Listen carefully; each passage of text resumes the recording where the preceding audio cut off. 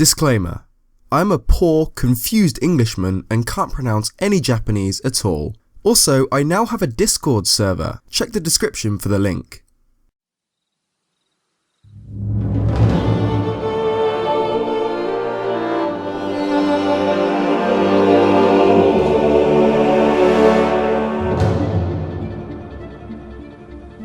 Breath of the Wild is full of mysteries. Who's the old man? Where did the Calamity Ganon come from? What are the Koroks up to? But one that intrigues me more than any other is what the backstory is behind the elusive Sheikah. Before Breath of the Wild, we knew the Sheikah to be a secluded, elusive race with hardly more than a handful of members at any one time. But the 2017 game's blown this out of the water with the revelation that they were once an incredibly prosperous and advanced race. What remains of them in Breath of the Wild is their creations, like fossils of a technologically superior ancient race. While most of the story behind them remains a mystery, there's a very cool real-world connection between the Sheikah and this. Well, not exactly this, but something very similar. Pottery. More specifically, the pottery of the ancient Japanese, called the Jomon. The Jomon period is a large part of Japan's ancient history, beginning around 10,000 BC and ending 9,700 years later in around 300 BC, with the beginning of the Yayoi period. The Jomon began with a very primitive lifestyle, living off simple hunting and gathering, but by the end of the period was much more advanced, with communities living in villages with a strong reliance on agriculture. Well, Breath of the Wild's Sheikah are actually very strongly based on this period of Japan. A large part of what the Jomon are famous for is this pottery, which is actually the earliest example of pottery in the world. The word Jomon means rope patterned because they're named after a particular technique used to decorate their pottery by pressing rope into the clay before it's fired. This created intricate swirling patterns on their pottery, patterns that are used extensively in Sheikah artifacts like the Guardians and the shrines in Breath of the Wild.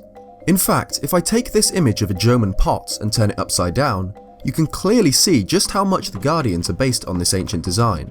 The Resurrection Towers too are a particularly strong example of the Jomon pottery design in Breath of the Wild, since their shape itself is very reminiscent of a popular design of pots. Additionally, the entrances to shrines may have been based on Jomon huts. They lived in conical huts, generally with one large entrance at the front, a design which seems to have been the basis for the strange clay hut-like shrine entrances.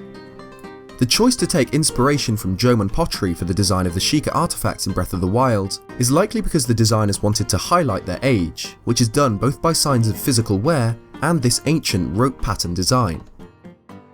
But this connection between the Jomon period of Japan and the ancient Sheikah actually goes a lot deeper, all the way back before Skyward Sword.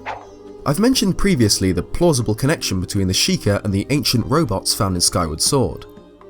The old man in Breath of the Wild describes the Sheikah as once being a highly technologically advanced civilization in the distant past, who have since dwindled, an ancient technologically advanced civilization who built robots and computer systems powered by strange blue energy.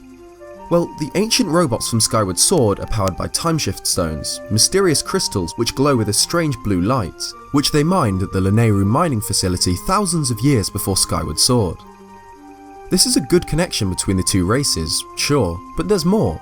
The Sheikah tearing eye symbol is found on some of these stones found at this site, as well as the strange circle and line patterns we see decorating Sheikah Magitech in Breath of the Wild. So why am I telling you this?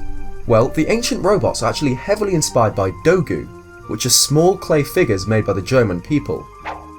The similarity between the ancient robots and the Dogu is pretty obvious, but what solidly links the two is found on the sand ship, which of course was the ancient robot skipper's ship.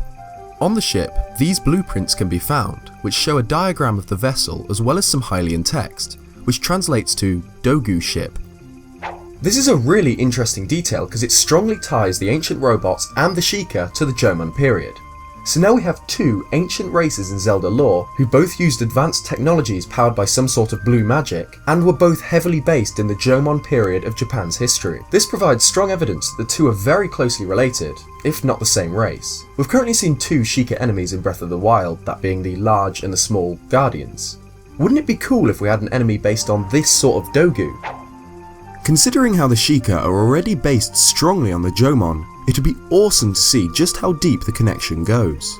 And although there's the major difference between the two, being that the Sheikah are very advanced and the Jomon very primitive, There's plenty more that inspiration for Sheikah designs could be taken from, like this Dogu design.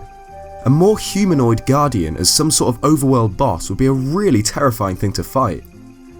Personally, I'm really excited to see more of Breath of the Wild's Sheikah, seeing their creations, dungeons, and learning their backstory. Thanks for watching this video. If you liked it, leave a like, and if you haven't already, please consider subscribing. It really helps me out. Cheers guys, and I'll see you next time.